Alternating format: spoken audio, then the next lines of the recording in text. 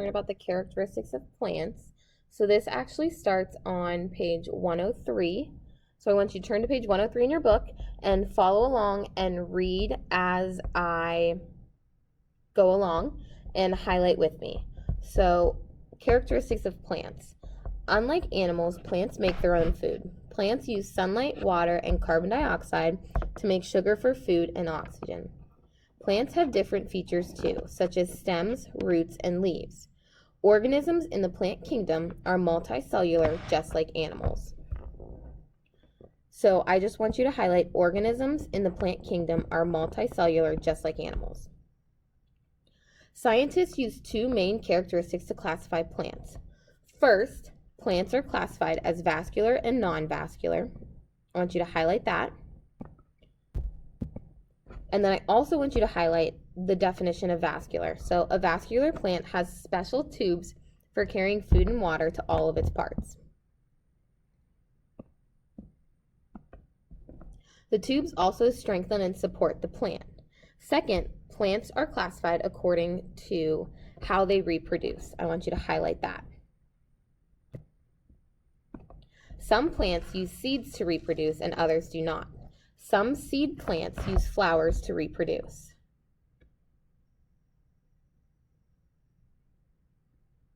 I want you to answer number 1. It asks you to read this second paragraph again.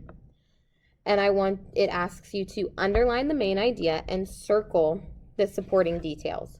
So the second paragraph starts with scientists use two main characters to classify plants.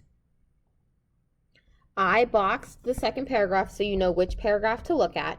That is the second paragraph. Read that paragraph. I want you to underline the main idea and circle the supporting details. Okay, and then answer number 2 as well. Is celery a vascular or non-vascular plant? Explain. Use this picture down here to help. So there's a magnified slice of celery to help you with number 2. Pause the video and answer those questions. When you're done answering those questions, unpause the video and continue on with me.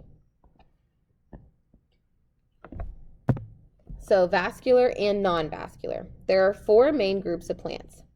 They are mosses, ferns, conifers, flowering plants. They are classified as vascular or non-vascular and how they reproduce. So I want you to try the challenge question. It might be a little difficult, but I still want you to give it a shot. It says, what advantage does a vascular plant have over a non-vascular plant? I just want you to give it a shot. So let's take a look at mosses. So mosses are non-vascular. They reproduce by forming tiny cells called spores.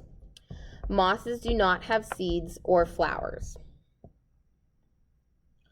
So moss plants actually don't even have roots either. So then you have ferns. Ferns are vascular plants. Like moss, they reproduce by forming spores.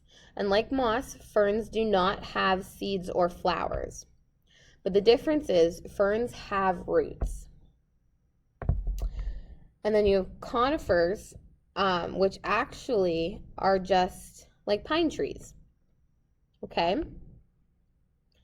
And these plants are vascular, but they do not have flowers. They produce their seeds in cones. So anytime you see a pine cone, they actually have seeds in them, and that's how those trees are reproduced. Seeds may grow into new plants. Most keep their special leaves or needles year-round.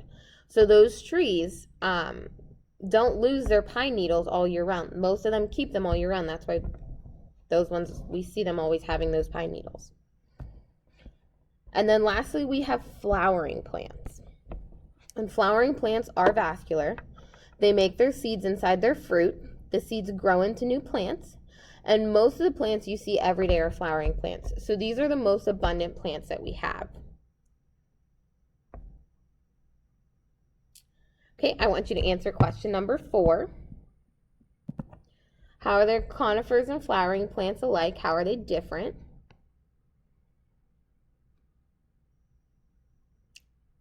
Number 5, it says, how would you classify a plant that's vascular, has leaves, but does not have seeds? And then number 6, how are plants classified? So I want you to go ahead, highlight what I highlighted, pause, answer all those questions. And then if you have any questions, please feel free to email me or give Mrs. Cease a call. Have a great day.